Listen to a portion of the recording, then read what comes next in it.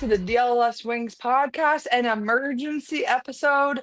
We are all gathered here on this, I don't know if we can call it a wonderful Tuesday afternoon, but certainly a Tuesday afternoon here in WNBA land.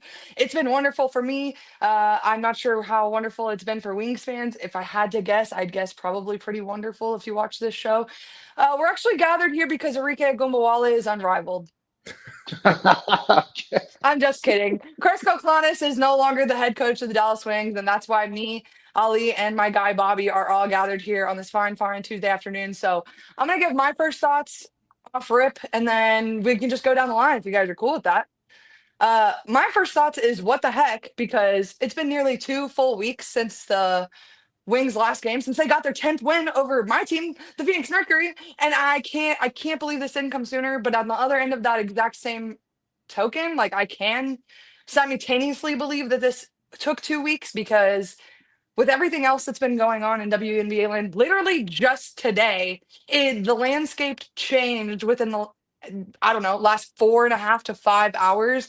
The imminent feel that a lockout is coming is dooming over all of us. And it also feels like that lockout that may have once felt like maybe it'll only be a month, maybe 2 months, now feels like it could be a 6 months to a year long lockout, just based off of the comments that we heard from a very respected player in Nafisa Collier earlier today. So just overall crazy chaos, nothing but net or nothing but nuts these days, because that's how just crazy everything's been. So what are your gentlemen's thoughts? We'll start with Ali.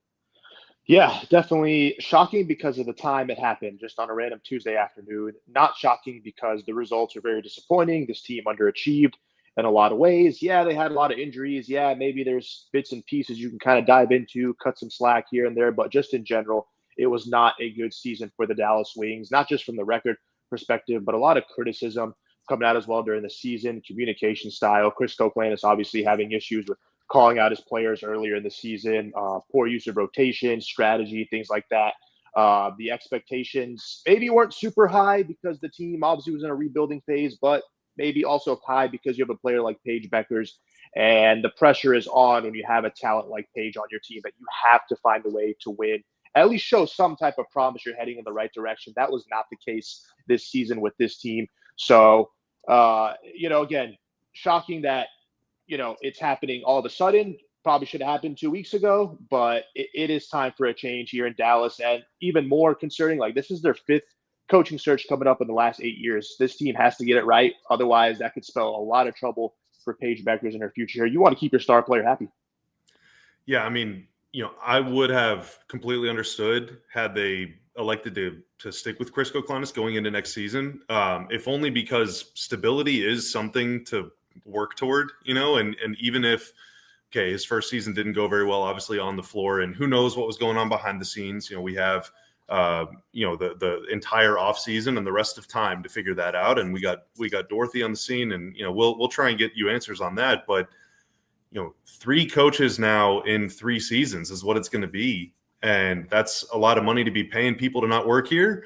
That's a lot of new voices. That's a lot of new systems, new attitudes, new culture, everything. And, there was a lot of instability with the roster. A lot of new players came in. A lot of those new players were then traded. And I'm assuming some of the other new players that they got will also be on their way out, because a lot of the WNBA is going to be changing teams, before next season, if there is one. The only thing that's stable right now is Arike and Paige. And I don't know if anyone is confident that Arike will be back next season. But the one thing I do know, and I don't want to spoil the super chats already, but like we kind of need to is, the Wings fan base, for better or worse, really wanted to change at coach. Classic staying lover with the $1.99. Our prayers have been answered. And then follows it up with a $9.99 one. LFG, we did it. Celebration, cool in the gang. It's nothing personal. Wish him the best. I think that is kind of like the prevailing sentiment that I've seen online so far, which is just fans wanted to change. It's nothing personal. He seems like a really good dude, and honestly seems like a good coach. Kurt Miller obviously believed in him, but for whatever reason, it did not work out. And clearly the organization recognizes this as a moment to make a change ahead of what's going to be a really pivotal offseason, because there are players around the league that might be changing teams that you should think about getting in here. I'm glad you brought. You just had to do it. He did. I'm glad you brought Kurt Miller up though, because I want to give credit where credit is due. Because frankly, he did not have to go make this change right now. He did not have to fire Kurt Koclanes, regardless of what fans think, regardless of whatever we thought here on this show. Like he did not have to do this. It's abnormal to fire a coach after one singular season, especially given all the change that went in and around this team for the last multiple seasons. But to his credit, like the fans were unhappy, arguably the players were unhappy. Everybody in the situation was not happy with how things have worked out. And to his credit, if it hasn't worked out, he's gotten rid of it. And whether that's Melissa Smith at the four, Dejanay Carrington being the defensive pressure we were looking for on that, outside of the on the outside, like if it didn't work, he got rid of it. And so hats off to Kurt Miller for making this change. I saw a really hilarious tweet talking about that this is the biggest situationship breakup that the WNBA maybe has ever seen. And like that's a really accurate sentiment of what exactly happened. Like you're talking about two personal friends, the guy that definitely didn't want to make the call to fire his friend and ultimately did so for the betterment of the, franchise and the team. So I feel like hats off to Kurt Miller. A lot of change has been made, as I said a little bit earlier, but he's doing the best with the information he has at the time, and I feel like this was definitely the best call at the right time, to be honest. And with a imminent, probable long lockout, they're gonna have a long opportunity to make the right choice, and I hope he does. There's gonna be a lot of things going. A lot of conversations being had about who is going to be the next coach of the Dallas Wings. I think you guys will find yourself in the middle of a lot of debates, and it's safe to sit some of them out for the next couple of weeks, guys. There's plenty of time to debate about who's going to be the Dallas Wings head coach. And so, debate about literally anything else under the sun. You want to debate that the sky is green? Go ahead and do so, because frankly, like the Dallas Wings head coaching search is probably a few months down your list of requirements. Well, the conversation is going to start with one person, Ali, and that's Sandy Brondello. So Yep. I don't know if you want to make the case why they should or why they should not be interested, but I feel like that is the place to start. Yeah, no, it is the easy place to start. And obviously the success she had, with the Liberty and winning a championship last season. But also you kind of think like she knows how to work with star talent. She's had great lineups, and that was one thing that Chris Koclanes was obviously criticized for. But, Sabrina Ionescu was brought in or drafted in 2021. I'm not mistaken. She missed her rookie season, about 3 games. They bring in Sandy in 2022, and we've seen Sabrina obviously grow into the player she is over the last few years. So you probably want something like that with Paige Beckers. Obviously, Paige, tremendous rookie season, but you want to obviously see her paired up with a right coach. So that would be an obvious one right there. I think the fans would want a coach that can come in and really just instill a winning program right away. Another one, and I want to scroll back up the chat because I saw so Edward mentioned Nola Henry, who is an assistant coach with the Wings right now and is apparently very popular within that organization. So I don't know if they would turn to her or if they want to go with someone that's more established. Because like here's the thing, this was Chris's first season as a head coach, and if you're not necessarily, let's say, trying to win the title, then you have the time to kind of learn, but Kevin mentioned this on last week's show. Paige kind of resets the timeline. You draft a rookie, you think, all right, we got some time to figure it out. And you're like, oh my God, she's actually like way better than we even thought that we thought she'd be like a 95. Turns out she's like 107. She's like way better than we ever could have imagined. It's time to win right now. So I wonder, Erica, the Mercury have made a lot of changes. All right. What do you think if you were not the mayor, if you were the GM, what would you do? Would you go with Ali and Sandy Brondello, or would you look internally, or would you say, you know what, I don't need to make this decision today? The Nola Henry conversation of it all is a tough one to have, to be honest with you, because she is a championship coach and that she coached the championship team in the Unrivaled league last season. But, and this isn't derogatory. It probably is going to come out derogatory. Sorry, Erica has an undertone. My bad, everybody. But Nola Henry coached a 3-on-3 team that was the bottom of the playoffs in the Unrivaled, and you know those teams that like run off of good vibes, like you didn't pick us, and don't say that about my team right now, okay? But don't pick us, so we're gonna go out and disprove everybody and that they were wrong. Like she coached that team of Unrivaled this season, and I think that that does say something about being able to prove, something with a chip on your shoulder. But at the same time, the amount of pressure I feel is going to be on whoever comes into this position is great.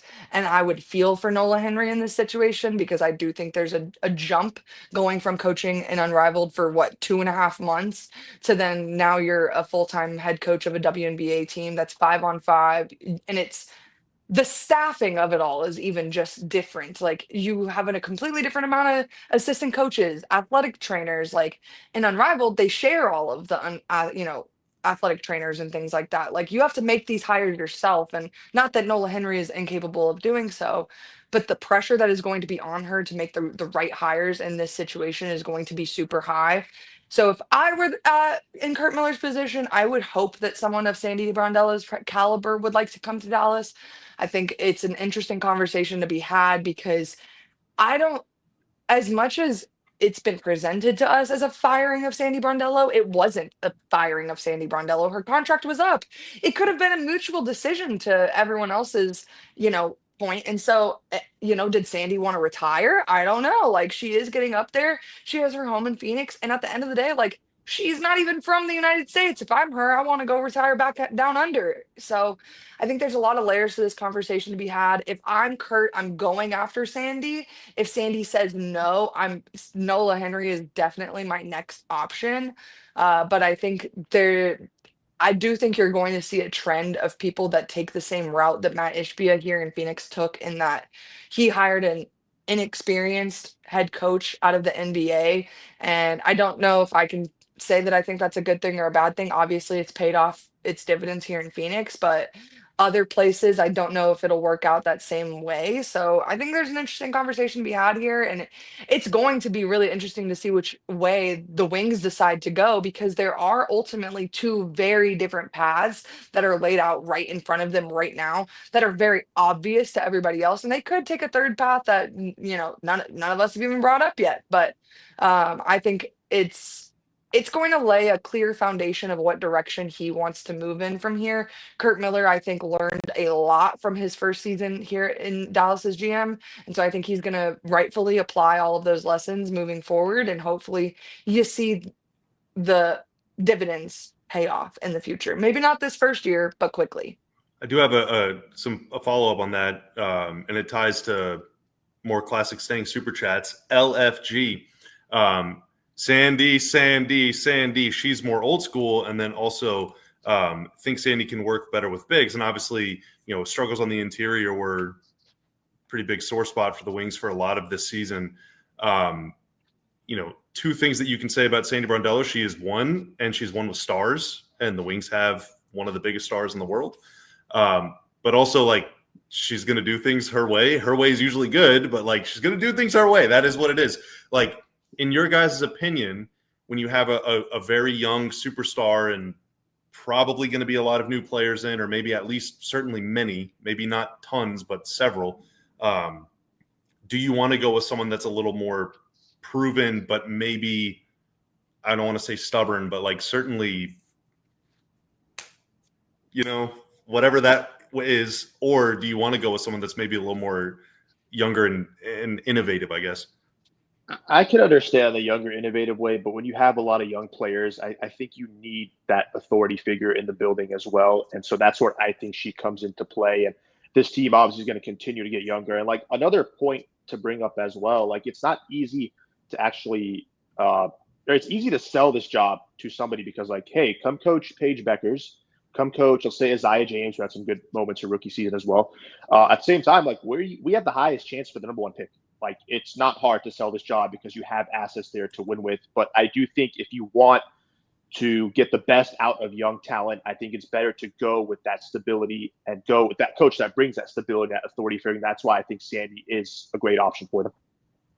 I think she's definitely a traditional coach in that she coaches with a true center. And I don't think there are a whole lot of teams that are winning in that exact fashion anymore, but she is. And I think to your own point a little bit differently, Bobby, like Paige comes from a traditional basketball system in UConn.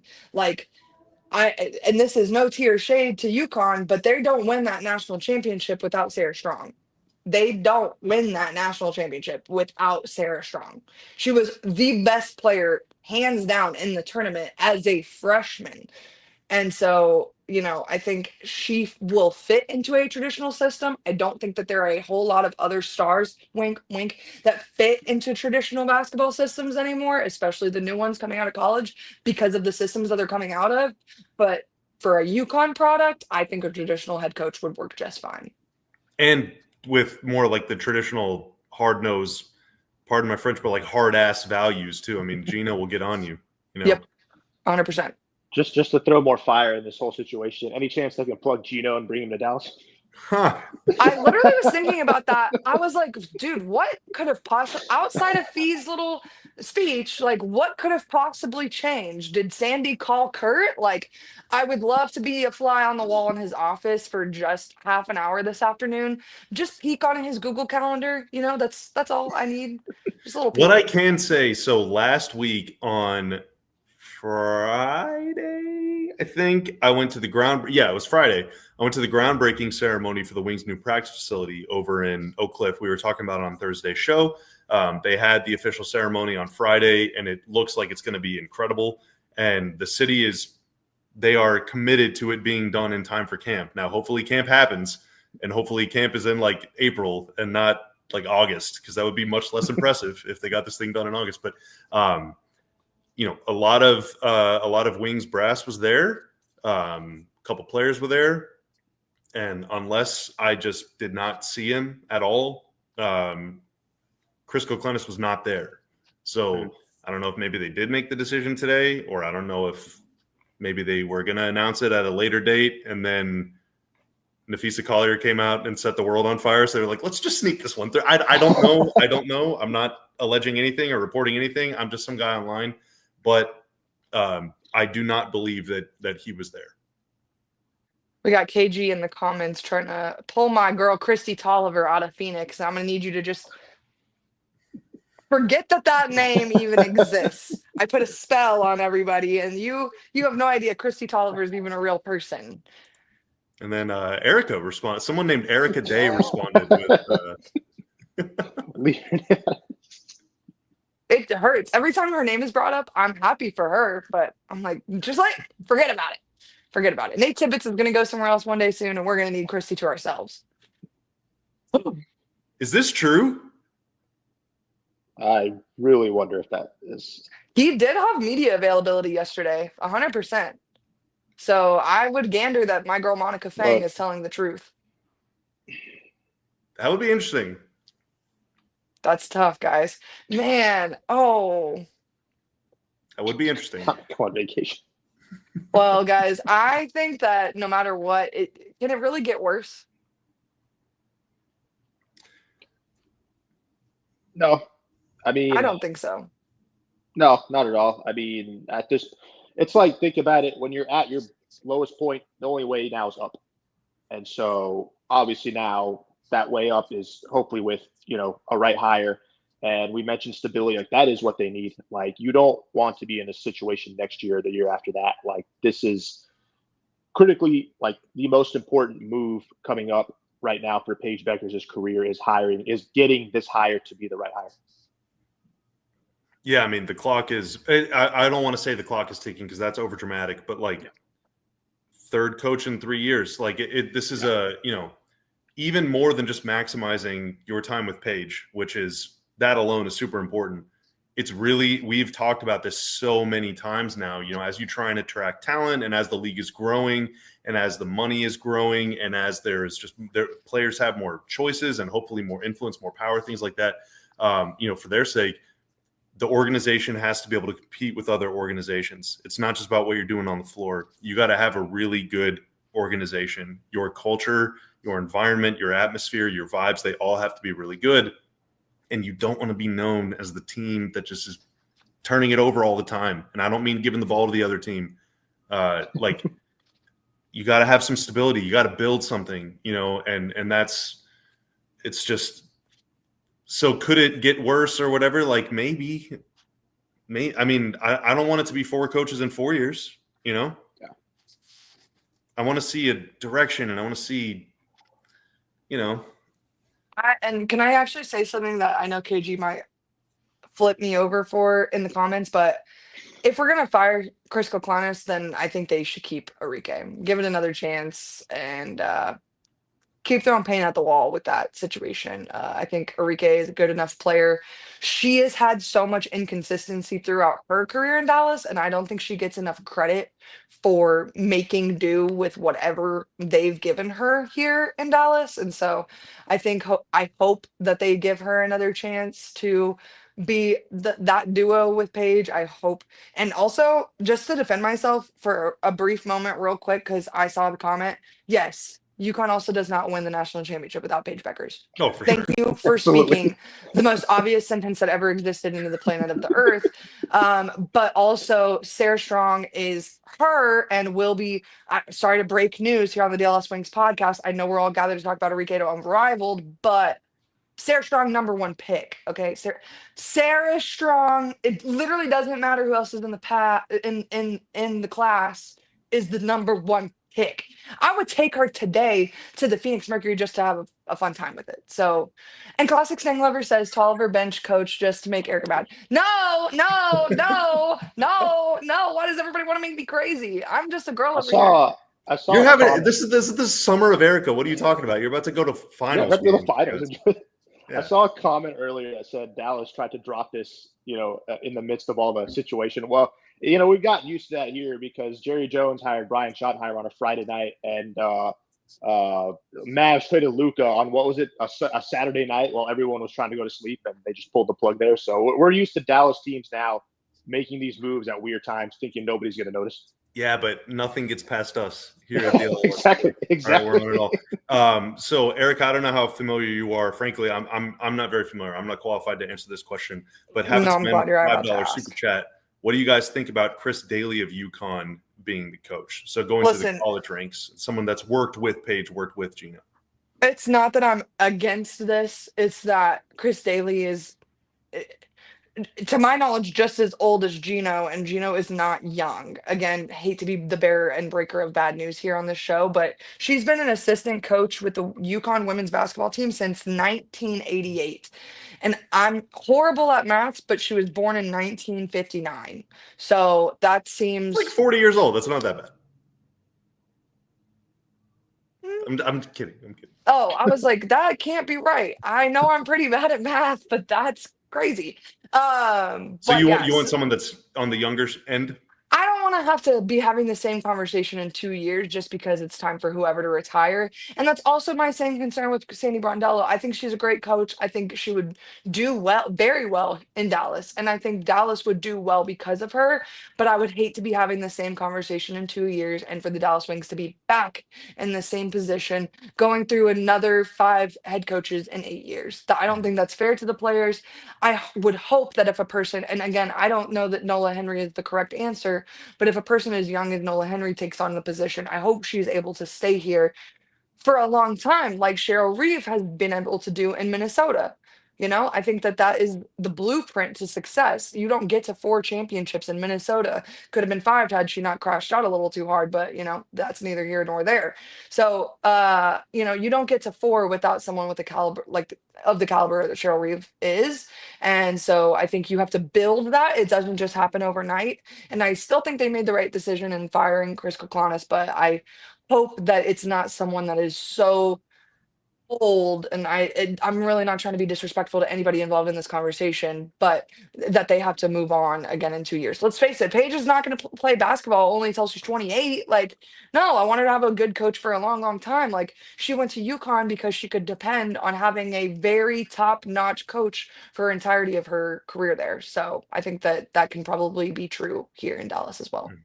I want to throw out one more name real quick. Potential. What about Noelle Quinn? Storm obviously let her go. She got the team in the playoffs for the last 5 years. I mean, her player development, obviously with the players they've had in the last couple of years, cultural impact, things like that. Do you guys think that would be a good fit? Obviously not the hottest name out there for this team, but where would you guys stand on that? Things got kind of weird up there. I don't know how much of that was coach versus players versus just things got kind of weird. Yeah. I don't know. Noel Quinn is an interesting conversation to be had because, to Bobby's exact point, things did get weird, and that is an extremely talented roster. And the one thing I want to point to in regards to Noel Quinn's coaching in particular is Dominique Malunga sitting over on the bench for as long as she did was. We want to talk about malpractice in regards to Kathy Engelberg. That's malpractice. Like, we could, and I'm not even crapping you guys. Like, we were sitting here shooting the crap about, so Sonia Citron and Kiki Uriafen giving Paige Beckers a run for her money for Rookie of the Year. Dominique Malunga would have been a serious contender for that award had she been rightfully given her role from the rip instead of, and again, like, this isn't disrespectful, it's just the truth of the matter. Like, Dominique Malunga deserved time on that floor, and so that would be, if I'm Kurt Miller, a conversation I'm probably not willing to open the can for. Yeah, especially if they, number one, keep the pick, number two, decide to go big in the draft and not not guard. Well, guys, we've done some excellent work here on this emergency podcast on this fine Tuesday afternoon. I'm going to get ready to watch some stress-free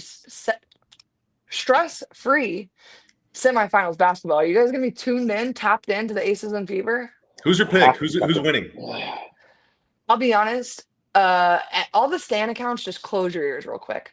I kind of want the Aces to win. I think, and like, peek behind the curtain here, like, my numbers would be much better if the Fever won. But like, do I care? It would shake up ratings like no other if the Fever win with everything they've gone through. But I don't think Asia Wilson's losing this one on her home court tonight. What my guy said, and it stinks because the Mercury have something to win either way. Like, if the Fever win, they're home court, and if the Aces win, they don't have to play the Fever. So like, no matter what, like, the Mercury win, But guys, I want to say thank you guys to everybody who tapped in with us. I know Classic Sanglover missed last week's show, so I'm glad he was able to get in here for our emergent but all unexpectedly expected emergency podcast. Shout out to all of you guys for being here. Be sure to leave a like, thumbs up, 5-star review, subscribe to DLLS while you guys are here. I'm hearing through the grapevine that a masked Anthony Davis is about to start an NBA season over there. And I'm not going to lie, that's one of the most hysterical things I've ever heard in my entire life. He's going to look cool, all right? Trust me.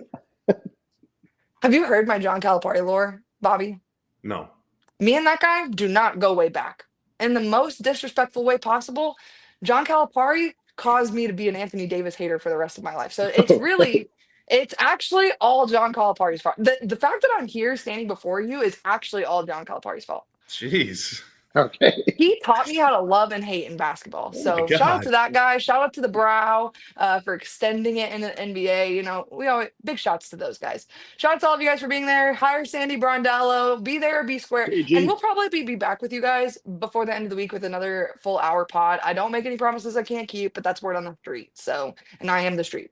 So thank you guys for tapping in, and we'll see you guys next time. Bye. We all silly like the